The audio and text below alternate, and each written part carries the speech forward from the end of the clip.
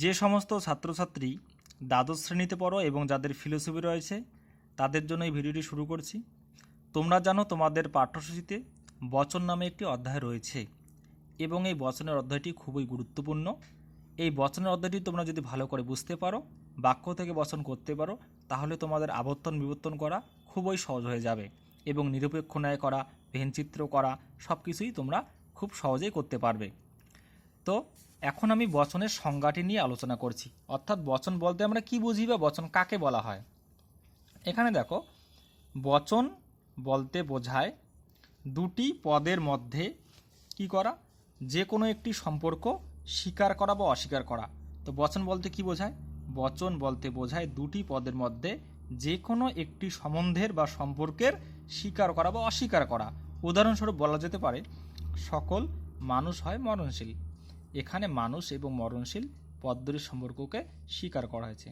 আবার কোনো মানুষ নয় দেবতা, এখানে মানুষ এবং দেবতা এই পদ দুটির সম্পর্ককে অস্বীকার করা হয়েছে। তো এখানে কি বলছে, বচন মানে কি দুইটি পদ থাকবে, ওই দুইটি পদের সম্পর্ককে স্বীকার করা হবে বা অস্বীকার করা হবে। সকল মানুষ হয় মরণশীল, এখানে মানুষ একটি পদ, মরণশীল একটি পদ। মানুষ হচ্ছে উদ্দেশ্য পদ, মরণশীল বিধেয় পদ। তো এখানে মানুষ এবং মরণশীল পদ দুটির সম্পর্ককে স্বীকার করা হয়েছে। আবার কোনো মানুষ নয় দেবতা, এখানে মানুষ এবং দেবতার সম্পর্ককে অস্বীকার করা হয়েছে। এবারে দেখো বচনের সংখ্যা। বচন কয়টি? 4টি। এ বচন, ই বচন, আই বচন, ও বচন। এখানে আমি বচনের লিখিত রূপটি দেখাচ্ছি, অর্থাৎ কোন বচনকে কিভাবে লিখতে হয়। এ বচনকে সকল হয় এই আকারে প্রকাশ করতে হয়, ই বচনকে কোনো নয় আকারে প্রকাশ করতে হবে, আই বচন কোনো কোনো হয় আকারে প্রকাশিত হবে, ও বচন কোনো কোনো নয় আকারে প্রকাশিত হবে। অর্থাৎ এখানে দেখো মাঝখানে এসপি, এর কারণ হচ্ছে এস ফর সাবজেক্ট টার্ম অর্থাৎ উদ্দেশ্য পদ, পি হচ্ছে প্রেডিকেট টার্ম বা বিধেয় পদ। এখানে আমরা উদাহরণটি দেখি, সকল মানুষ হয় মরণশীল, মানুষ হচ্ছে সাবজেক্ট টার্ম অর্থাৎ উদ্দেশ্য, তাহলে সকল এস হয় পি বলতে পারি। সেই হিসাবে সকল এস হয় পি, এ বছরকে সকল এস হয় পি এই আকারে লিখতে হবে। অর্থাৎ এসের জায়গায় আমরা যে কোনো কিছু, এসের জায়গায় মানুষ দাও, পশু দাও, যে যা খুশি দাও হতে পারবে। সকল মানুষ হয় মরণশীল দিতে পারি, সকল পশু হয় হিংস্র দিতে পারি। ই বচনকে কীভাবে লিখব? কোনো এস নয় পি অর্থাৎ কোনো নয় দ্বারা লিখতে হবে। এবারে আমি তোমাদের শেখাচ্ছি বচনের পদ বা বচনের বিভিন্ন অংশ। তোমরা দেখো, এখানে বলা আছে বচনের অংশ। বচনের অংশ কয়টি? 4টি। কি কি? বচনের অংশগুলির নাম হচ্ছে পরিমাণক, উদ্দেশ্য, সংযোজক, বিধেয়। অর্থাৎ একটি বচনের কয়টি অংশ?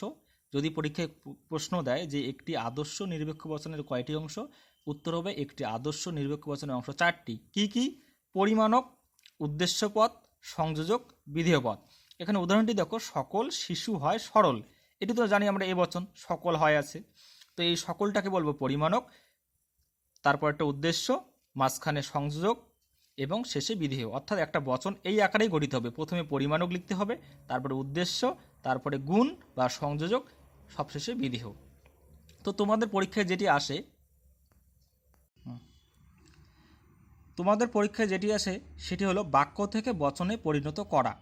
তো বাক্য থেকে বচনে পরিণত করার কিছু নিয়ম রয়েছে, তার মধ্যে আজকে আমি তোমাদের প্রথম নিয়মটি নিয়ে আলোচনা করছি। এখানে দেখো, যেসব বাক্যে সব, সমস্ত, সর্বদা, সমুদয়, নিয়ত, স্বভাবতই, মাত্রই, অবশ্যই, প্রত্যেক, যে কেউ, যে কোনো, নিশ্চিতভাবে, অনিবার্যভাবে, একান্তভাবে, যে সে, যেখানে সেখানে, যা তা ইত্যাদি শব্দ থাকে, সেই বাক্যগুলো হ্যাঁ বাচক হলে এ বচন হবে এবং না বাচক হলে ও বচন হবে। অর্থাৎ তোমাদের প্রথমেই বাক্য থেকে বচনে পরিণত করার এই নিয়মটি মুখস্থ করতে হবে, বুঝতে হবে যে বাক্যের মধ্যে যদি এই শব্দগুলো থাকে, অর্থাৎ সব, সমস্ত, সর্বদা, সমুদয়, নিয়ত, এই শব্দগুলো যে কোনো একটা থাকে, এবং যেটি খুবই গুরুত্বপূর্ণ, এই শব্দগুলির সাথে বাক্যটা যদি হ্যাঁ বাচক অর্থাৎ বাক্যটি হ্যাঁ আকারে থাকে, হয় আকারে থাকে, তাহলে এ বচন হবে, এবং বাক্যটি না বাচক অর্থাৎ না আকারে থাকলে ও বচন হবে। এবারে দেখো একটি উদাহরণ দেখো, সব কাক কালো নয়। এখানে নিয়মে কি বলা আছে? সব, সমস্ত এগুলো যদি থাকে, বাক্যটি হ্যাঁ বাচক হলে এ, না বাচক হলে ও। তো সব কাক কালো নয়, সব কথাটি আছে বাক্যটার মধ্যে এবং শেষে নয় আছে, তাহলে নিয়মে বলছে সবের সঙ্গে নয় বা না বাচক হলে ও বচন। তো এটিকে আমরা ও বচনে পরিণত করব। তো তোমরা সকলেই জানো যে ও বচনকে কীভাবে লিখতে হবে, ও বচনকে কোনো কোনো নয় দ্বারা লিখতে হবে। দেখো আমি এখানে লিখেছি LFO, এলএফ অর্থাৎ লজিক্যাল ফর্ম বা বাচনিক আকার, এটা ও বচন সেজন্য ও দেওয়া হয়েছে। যে কোনো কোনো এস নয় পি, অর্থাৎ ও বচনের আকারটি হচ্ছে কোনো কোনো নয়। এখানে আমি এসপি তোমাদের বোঝার জন্য লিখেছি, অর্থাৎ এস বলতে এখানে সাবজেক্ট টার্মটা লিখবো, এখানে প্রেডিকেট টার্ম লিখবো। তো সব কাক কালো নয়, সবের সঙ্গে নয় দেখে বুঝতে পারলাম এটা ও বচন, তাই কোনো কোনো নয়টা লিখে নিয়েছি।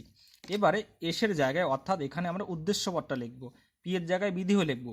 তো সব কাক কালো নয়, এই বাক্যটাতে কাকে বলছে, কাকে উদ্দেশ্য করে বলছে, নিশ্চয়ই কাককে বলছে কথাটা, কাকের সম্পর্কে। তো এখানে হবে কাক,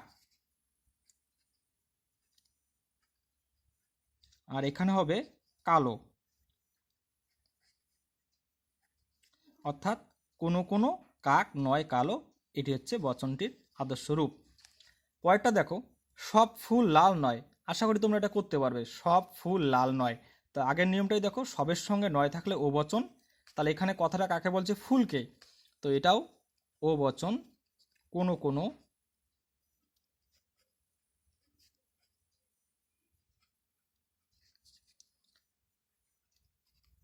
ফুল নয় লাল।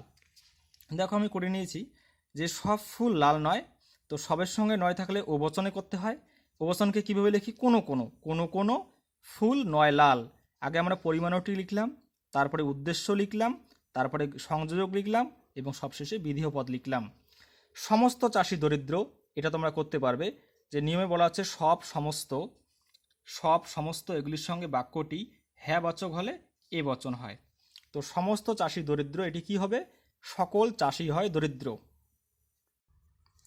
এখানে দেখো আমি লিখে নিয়েছি যে সমস্ত চাষি দরিদ্র, অর্থাৎ সকল চাষি হয় দরিদ্র। পরেরটা দেখো, যে কোনো পুস্তক মূল্যবান। আমরা নিয়মে কি দেখেছি, যদি কোনো বাক্যে সব সমস্ত সর্বদা, যে প্রত্যেক যে কেউ যে কোনো এগুলো যদি থাকে, বাক্যটি হ্যাঁ বাচক হলে এ, না বাচক হলে ও।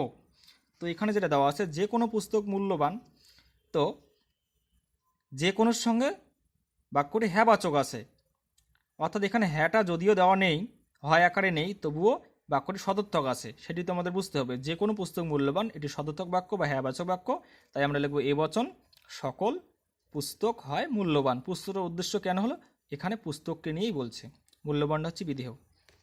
পরেরটা দেখো, যে কোনো পুস্তক মূল্যহীন নয়। আগেরটার মতনই ঠিকঠাক একই রকম, যে কোনো পুস্তক মূল্যবান, যে কোনো পুস্তক মূল্যহীন নয়। এই আগের বাক্যটি ছিল হ্যাঁ বাচক অর্থাৎ সদর্থক, পরেরটি কিন্তু না বাচক, যে কোনো পুস্তক মূল্যহীন নয়। তো আমরা জানি যে কোনো, যে কেউ এগুলোর সঙ্গে যদি হ্যাঁ বাচক হয় এ, না বাচক হলে ও, তাহলে এটি কি হবে, ও বচন হবে, অর্থাৎ LFO, কোনো কোনো